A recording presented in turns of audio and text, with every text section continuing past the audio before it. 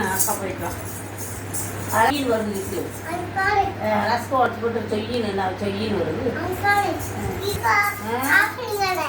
Of பண்ணல. என்ன செய்யப்போ?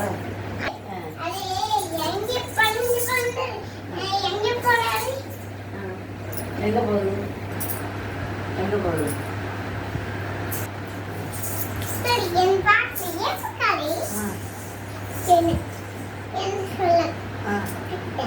சொல்லு. சேட்டை வருங்க யார்? காரு